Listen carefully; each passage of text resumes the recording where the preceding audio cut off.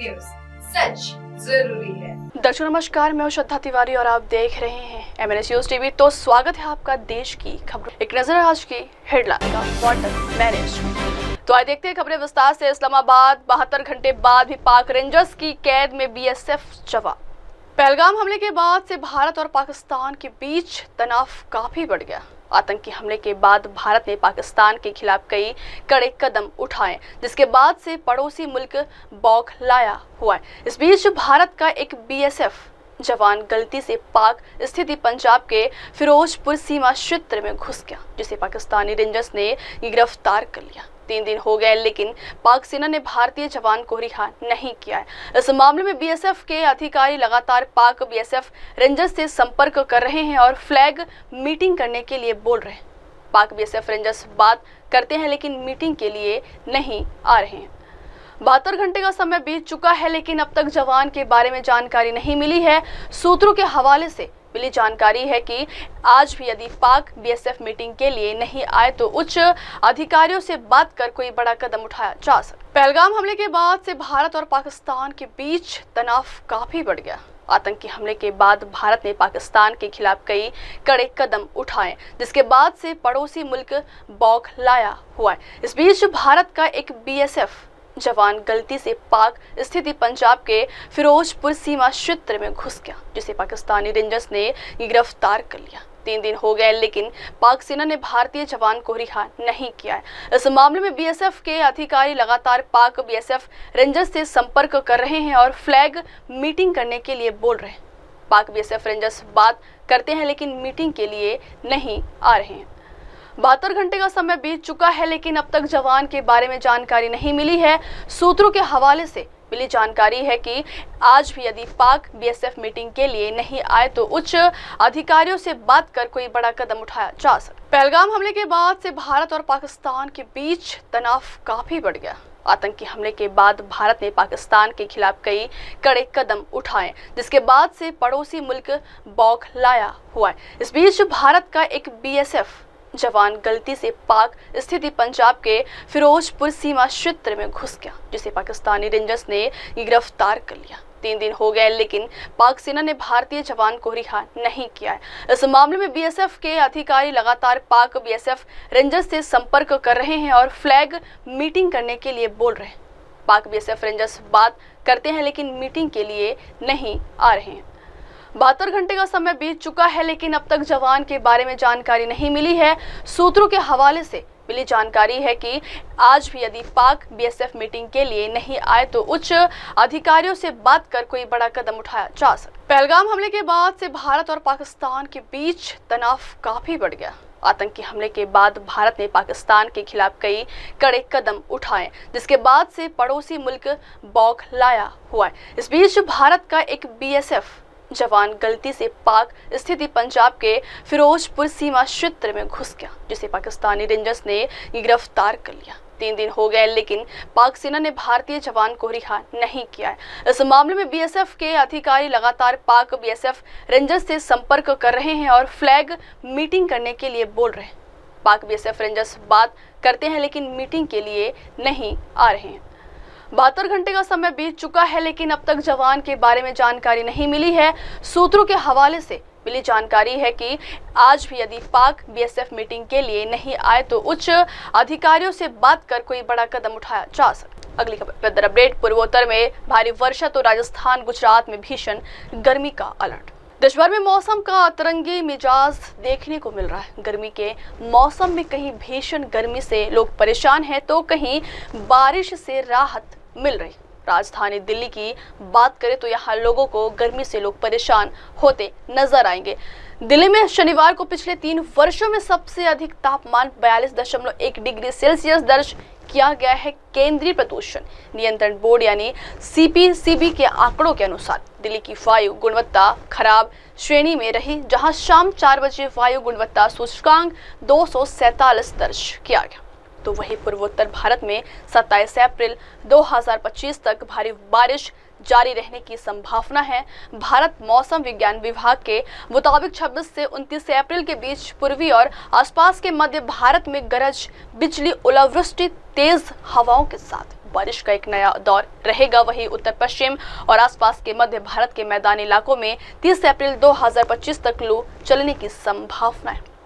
पंजाब और हरियाणा में शनिवार को भीषण गर्मी का दौर चला, तो वहीं हरियाणा में रोहतक सबसे गर्म स्थान रहा, जहां अधिकतम तापमान 43.6 डिग्री सेल्सियस, जबकि हिसार में अधिकतम तापमान 41.5 डिग्री सेल्सियस दर्ज किया गया। देश भर में मौसम का अतरंगी मिजाज देखने को मिल रहा है। गर्मी के मौसम में कहीं भीषण गर्मी से लोग परेशान हैं, तो कहीं बारिश से राहत मिल रही। राजधानी दिल्ली की बात करें तो यहाँ लोगों को गर्मी से लोग परेशान होते नजर आएंगे। दिल्ली में शनिवार को पिछले 3 वर्षों में सबसे अधिक तापमान 42.1 डिग्री सेल्सियस दर्ज किया गया है। केंद्रीय प्रदूषण नियंत्रण बोर्ड यानी सीपीसीबी के आंकड़ों के अनुसार दिल्ली की वायु गुणवत्ता खराब श्रेणी में रही, जहां शाम 4 बजे वायु गुणवत्ता सूचकांक 247 दर्ज किया गया। तो वहीं पूर्वोत्तर भारत में 27 अप्रैल 2025 तक भारी बारिश जारी रहने की संभावना है। भारत मौसम विज्ञान विभाग के मुताबिक 26 से 29 अप्रैल के बीच पूर्वी और आसपास के मध्य भारत में गरज बिजली, ओलावृष्टि, तेज हवाओं के साथ बारिश का एक नया दौर रहेगा। वहीं उत्तर पश्चिम और आसपास के मध्य भारत के मैदानी इलाकों में 30 अप्रैल 2025 तक लू चलने की संभावना है। पंजाब और हरियाणा में शनिवार को भीषण गर्मी का दौर चला, तो वहीं हरियाणा में रोहतक सबसे गर्म स्थान रहा, जहां अधिकतम तापमान 43.6 डिग्री सेल्सियस, जबकि हिसार में अधिकतम तापमान 41.5 डिग्री सेल्सियस दर्ज किया गया। देश भर में मौसम का अतरंगी मिजाज देखने को मिल रहा है। गर्मी के मौसम में कहीं भीषण गर्मी से लोग परेशान हैं, तो कहीं बारिश से राहत मिल रही। राजधानी दिल्ली की बात करें तो यहाँ लोगों को गर्मी से लोग परेशान होते नजर आएंगे। दिल्ली में शनिवार को पिछले 3 वर्षों में सबसे अधिक तापमान 42.1 डिग्री सेल्सियस दर्ज किया गया है। केंद्रीय प्रदूषण नियंत्रण बोर्ड यानी सीपीसीबी के आंकड़ों के अनुसार दिल्ली की वायु गुणवत्ता खराब श्रेणी में रही, जहां शाम 4 बजे वायु गुणवत्ता सूचकांक 247 दर्ज किया गया। तो वहीं पूर्वोत्तर भारत में 27 अप्रैल 2025 तक भारी बारिश जारी रहने की संभावना है। भारत मौसम विज्ञान विभाग के मुताबिक 26 से 29 अप्रैल के बीच पूर्वी और आसपास के मध्य भारत में गरज बिजली, ओलावृष्टि, तेज हवाओं के साथ बारिश का एक नया दौर रहेगा। वहीं उत्तर पश्चिम और आसपास के मध्य भारत के मैदानी इलाकों में 30 अप्रैल 2025 तक लू चलने की संभावना है। पंजाब और हरियाणा में शनिवार को भीषण गर्मी का दौर चला, तो वहीं हरियाणा में रोहतक सबसे गर्म स्थान रहा, जहां अधिकतम तापमान 43.6 डिग्री सेल्सियस, जबकि हिसार में अधिकतम तापमान 41.5 डिग्री सेल्सियस दर्ज किया गया। देश भर में मौसम का अतरंगी मिजाज देखने को मिल रहा है। गर्मी के मौसम में कहीं भीषण गर्मी से लोग परेशान हैं, तो कहीं बारिश से राहत मिल रही। राजधानी दिल्ली की बात करें तो यहाँ लोगों को गर्मी से लोग परेशान होते नजर आएंगे। दिल्ली में शनिवार को पिछले 3 वर्षों में सबसे अधिक तापमान 42.1 डिग्री सेल्सियस दर्ज किया गया है। केंद्रीय प्रदूषण नियंत्रण बोर्ड यानी सीपीसीबी के आंकड़ों के अनुसार दिल्ली की वायु गुणवत्ता खराब श्रेणी में रही, जहां शाम 4 बजे वायु गुणवत्ता सूचकांक 247 दर्ज किया गया। तो वहीं पूर्वोत्तर भारत में 27 अप्रैल 2025 तक भारी बारिश जारी रहने की संभावना है। भारत मौसम विज्ञान विभाग के मुताबिक 26 से 29 अप्रैल के बीच पूर्वी और आसपास के मध्य भारत में गरज बिजली, ओलावृष्टि, तेज हवाओं के साथ बारिश का एक नया दौर रहेगा। वहीं उत्तर पश्चिम और आसपास के मध्य भारत के मैदानी इलाकों में 30 अप्रैल 2025 तक लू चलने की संभावना है। पंजाब और हरियाणा में शनिवार को भीषण गर्मी का दौर चला, तो वहीं हरियाणा में रोहतक सबसे गर्म स्थान रहा, जहां अधिकतम तापमान 43.6 डिग्री सेल्सियस, जबकि हिसार में अधिकतम तापमान 41.5 degree Celsius. Haryana CM Nayab Saini ने साइक्लोथॉन 2.0 को दिखाई हरी झंडी। हरियाणा के मुख्यमंत्री नायब सिंह सैनी आज सुबह फरीदाबाद पहुंचे, जहां सेक्टर 12 स्थित खेल परिसर में साइक्लोथॉन 2.0 यात्रा को हरी झंडी दिखाई। यात्रा को गुरुग्राम के लिए रवाना किया। ये साइक्लोथॉन यात्रा नशे के खात्मे के लिए।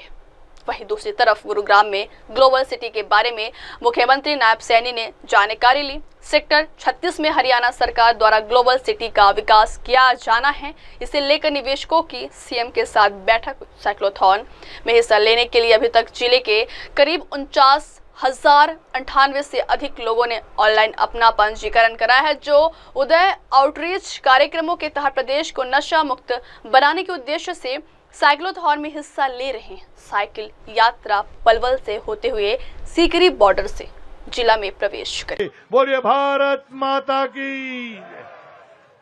ये संदेश जो कि सृष्टि के कल्याण के लिए है, ये संदेश जो मानवता की उन्नति के लिए है, और इसका नेतृत्व, इसकी शुरुआत हरियाणा प्रदेश से हो रही है। और हमें बहुत गर्व है ये बताते हुए कि जिस संकल्प को, जिस शुरुआत को हरियाणा प्रदेश करता है, उसके निर्णय में, उसकी सार्थकता में कोई संदेह नहीं रहता है। जिस प्रकार से पानीपत के अंदर विश्व के सर्वमान्य नेता और भारत के यशस्वी प्रधानमंत्री महोदय श्री नरेंद्र मोदी जी ने बेटी बचाओ बेटी पढ़ाओ का जो संकल्प लिया था, वो पूरा भारतवर्ष आज उसके पीछे है। पूरा भारतवर्ष को उसके सुखद परिणाम मिल रहे हैं। इसी प्रकार से हरियाणा प्रदेश से संदेश देश में जाएगा, पूरे विश्व में जाएगा, और सृष्टि नशा मुक्त होगी, इसमें कोई दो राय नहीं है।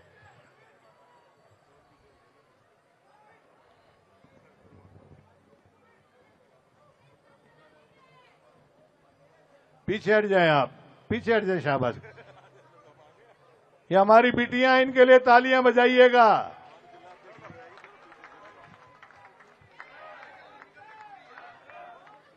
बहुत सुविधाएं हैं, रास्ते में परमात्मा ना करे यदि किसी को एम्बुलेंस की आवश्यकता पड़ रही है तो वो भी उपलब्ध है। पानी की व्यवस्था है। मैकेनिज्म का भी कोई यदि विषय आता है तो उसके लिए मैकेनिक्स भी आपके साथ हैं, जगह जगह पर तैनात किए हुए हैं। जिला प्रशासन फरीदाबाद ने बहुत ही शानदार ढंग से इस साइक्लोथॉन 2.0 के प्रत्येक पहलू पर अपना आत्मसात करते हुए इसकी सुविधा का ध्यान रखा है।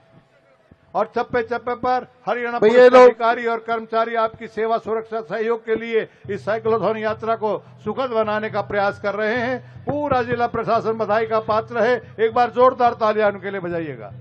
माननीय विपुल गोयल जी आपसे मुखातिब हैं। ये थोड़ा पीछे पीछे करते हैं, सबको पूरा वे दें साइक्लोथॉन को निकलने के लिए। ये सभी लोग जो साइड में थोड़ा पीछे हो जाएं, और पीछे हो जाएं, दोनों तरफ से।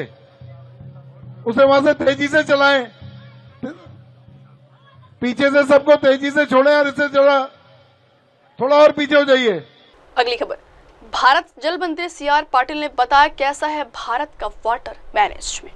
भारत और पाकिस्तान के बीच इस समय सिंधु नदी को लेकर बहस छिड़ गई है। पाकिस्तान की तरफ से पहलगाम में अटैक करने के बाद भारत ने सिंधु जल समझौता को स्थगित कर दिया है। इसी बीच केंद्रीय जल शक्ति मंत्री ने बताया कि भारत का वाटर मैनेजमेंट कैसा है। साथ ही उन्होंने कहा पाकिस्तान का पानी रोकने से ही युद्ध जैसी स्थिति पैदा हो गई है।